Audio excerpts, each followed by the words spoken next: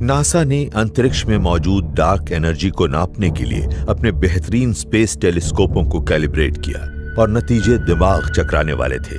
ब्रह्मांड के मास के मुकाबले इसकी तादाद 3 गुना थी और स्पेस जितना ज्यादा फैलता है वहां उतनी ही ज्यादा डार्क एनर्जी महसूस होती है।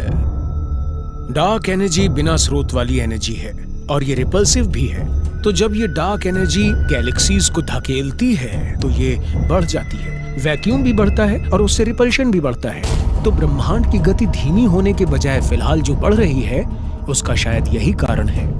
Dark energy big crunch theory को खत्म करती लगती है, लेकिन वैज्ञानिक अभी भी ये नहीं जानते कि डार्क एनर्जी, विस्तार और स्पेस किस तरह आपस में जुड़े हैं। अगर स्पेस की मात्रा का आकार दोगुना हो जाता है तो क्या उसके अंदर मौजूद डार्क एनर्जी भी दोगुनी होगी या ये उससे भी ज्यादा बढ़ेगी? 1:1 के अनुपात से विस्तार एक समान रफ्तार से होता है। ऐसे में ब्रह्मांड का खात्मा होता है एक बिग फ्रीज में।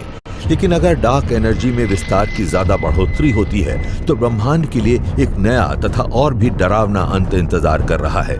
ये है बिग रिप। बिग रिप वाली स्थिति में विस्तार इतना ज्यादा होता है कि गैलेक्सीज भी अंदर से फैलने लगती हैं।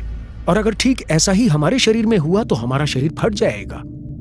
वैज्ञानिक गणना कर रहे हैं कि बिग रिप किस तरह का होगा। एक एक करके रात के आकाश में मौजूद गैलेक्सीज दिखनी बंद हो जाएंगे, क्योंकि स्पेस उन्हें प्रकाश की गति से भी ज्यादा रफ्तार से पृथ्वी से दूर ले जाएगा। अंत से 6 करोड़ साल पहले डार्क एनर्जी ग्रेविटी पर पहले से कहीं ज्यादा छोटे स्तरों पर विजय पाती जाएगी। सबसे पहले गैलेक्सीज फटनी शुरू होंगी, फिर गैलेक्सीज के अंदरूनी हिस्से फटने लगेंगे और उसके बाद सोलर सिस्टम का भी यही हश्र होगा। उसके बाद बारी आएगी ग्रहों की,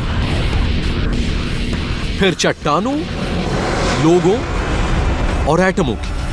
अंत बड़ी बेरहमी और तेजी से होगा। कुछ ही मिनटों के अंदर ब्रह्मांड में मौजूद तमाम सितारे और ग्रह नष्ट हो जाएंगे। उनके अवशेषों के और भी छोटे छोटे टुकड़े हो जाएंगे। फिर आखिर में जब ब्रह्मांड की उम्र 1 सेकंड से भी कम बचेगी तो मैटर की रचना करने वाले सब एटॉमिक पार्टिकल भी नष्ट हो जाएंगे।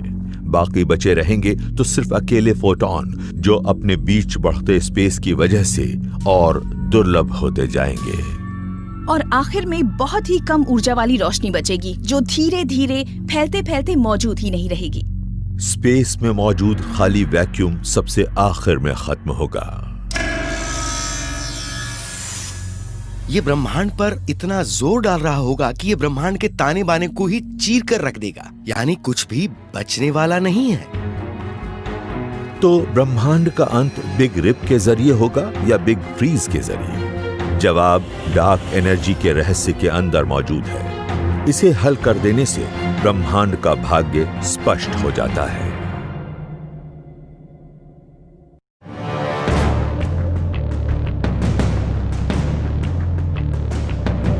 ब्रह्मांड का अंत नजदीक आ रहा है, लेकिन यह अंत होगा कैसे? एक वक्त था जब इस सवाल का संभावित जवाब था बिग क्रंच। ब्रह्मांड में मौजूद डार्क मैटर यानी उसके अधिकतर अदृश्य अंश की वजह से स्पेस अपने अंदर ही ढह जाएगा। गैलेक्सीज आपस में टकराएंगी और सब ग्रह आपस में मिल जाएंगे। सब चीजें ज्यादा गर्म और ज्यादा सघन होती जाएंगी। ये ब्रह्मांड एक विशाल तारे जैसा है। डार्क एनर्जी की वजह से बिग क्रंच थ्योरी का वजूद खत्म हो गया। ये गैलेक्सीज के बीच स्पेस के विस्तार के लिए किसी रॉकेट के ईंधन की भूमिका निभाती है। ये एक ही जगह नहीं रहती, ये बाहर की तरफ धकेली जाती है। ऐसे में सिर्फ 2 संभावित स्थितियां ही बचती हैं, बिग रिप या बिग फ्रीज। ये दोनों ही डार्क एनर्जी पर निर्भर हैं। अगर किसी बिग रिप में ब्रह्मांड के टुकड़े होते हैं तो ऐसा भविष्य में डार्क एनर्जी के बेहिसाब बढ़ने से होगा, और बिग फ्रीज में डार्क एनर्जी में लगातार धीमे धीमे बढ़ोतरी चाहिए ताकि गैलेक्सीज एक दूसरे से दूर हों।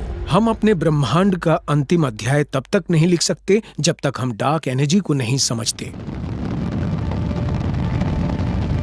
मई सन 2009 यूरोपियन स्पेस एजेंसी ने डार्क एनर्जी के जन्म की खोज में प्लैंक सैटेलाइट लॉन्च किया। इसका बेहद संवेदनशील टेलीस्कोप स्पेस और समय में अरबों साल पीछे तक हर चीज की शुरुआत की ओर नजर डालता है। इसे रिकॉर्ड करने के लिए यह है 13 अरब 50 करोड़ साल पहले वाला हमारा ब्रह्मांड। ये नजारा बिग बैंग के बाद सिर्फ 3,80,000 साल बाद का है।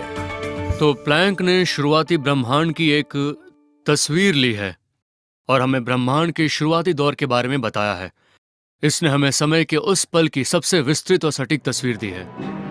इस तस्वीर में ब्रह्मांड प्रोटॉन, इलेक्ट्रॉन और फोटॉन का एक मिश्रण नजर आ रहा है।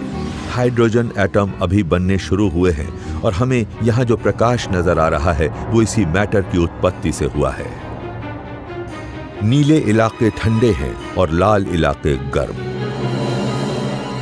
आखिरकार नक्शे में नजर आ रहे ये गर्म हिस्से, लाल हिस्से विशाल सुपर क्लस्टर बन जाएंगे और जिनमें सैकड़ों या हजारों गैलेक्सीज होंगी।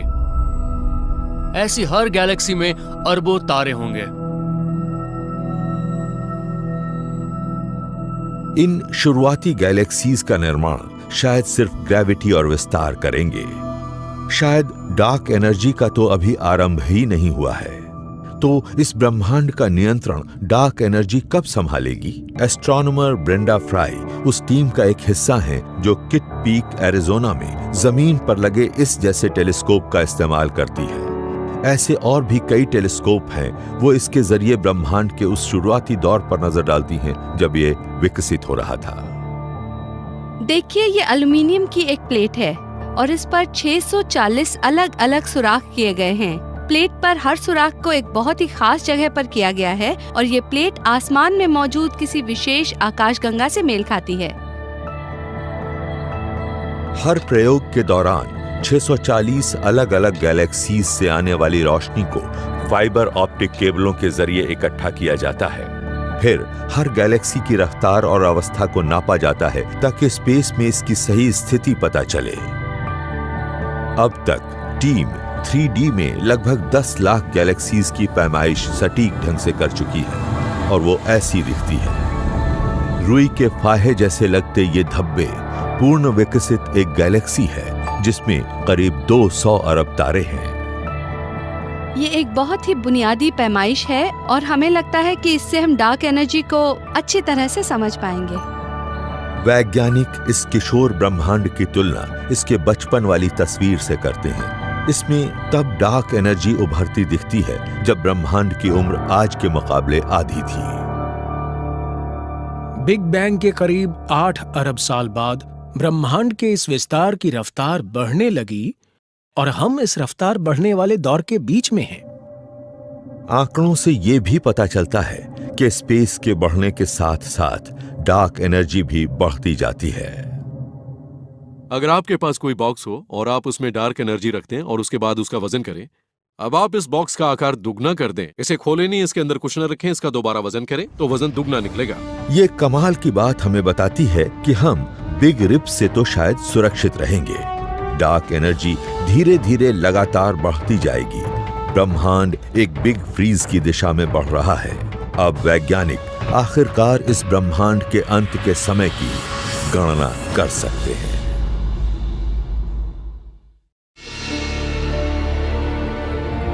हमें फिलहाल ये लगता है कि हम एकदम परफेक्ट ब्रह्मांड में रहते हैं। यहाँ तमाम गैलेक्सीज को उनकी जगह बनाए रखने लायक पर्याप्त ग्रेविटी है और इतनी डार्क एनर्जी भी जो खुद को बिना टुकड़े टुकड़े किए हमेशा फैलती रहेगी। कॉस्मोलॉजिस्ट अब आखिरकार हर चीज के अंत की कल्पना कर सकते हैं। 30 साल पहले शायद इस बात पर कोई यकीन न करता, लेकिन अब लगता है कि ब्रह्मांड को एक डीप फ्रीज का सामना करना ही पड़ेगा। अगर आप आंकड़े देखें तो ये बात यकीनी लगती है। ये विश्वास हमें मिला है डार्क एनर्जी की हमारी पैमाइश से। कमाल की बात है कि ब्रह्मांड में हमारे काल और जगह के हिसाब से ये आकलन अनूठे हैं। ये पता चला है कि कॉस्मिक नजरिए से कॉस्मोलॉजी के लिए ये वक्त एकदम सही है। अगर मानव सभ्यताएं ज्यादा पहले विकसित हो जाती तो हमें रात में आसमान में ग्रेविटी की अधिकता दिखती, जबकि डार्क एनर्जी लगभग होती ही नहीं। और अगर हमारा विकास ज्यादा बाद में होता तो हमें एक और भी ज्यादा बड़ी बाधा का सामना करना पड़ता। भविष्य के कॉस्मोलॉजिस्टों के लिए काम करना हमारे मुकाबले ज्यादा मुश्किल होगा। करीब 2 खरब साल की अवधि में हमें आज जो गैलेक्सीज नजर आती हैं, वो प्रकाश की गति से भी ज्यादा तेजी से दूर जाकर गायब हो जाएंगी। जब पैमाइश के लिए गैलेक्सीज ही नहीं होंगी तो डार्क एनर्जी का पता लगाने का भी कोई तरीका नहीं होगा। ब्रह्मांड के अंत के पूर्वानुमान के लिए भी हमारे पास कोई रास्ता नहीं होगा, जिसे लेकर हम फिलहाल काफी आश्वस्त हैं, यानी बिग फ्रीज।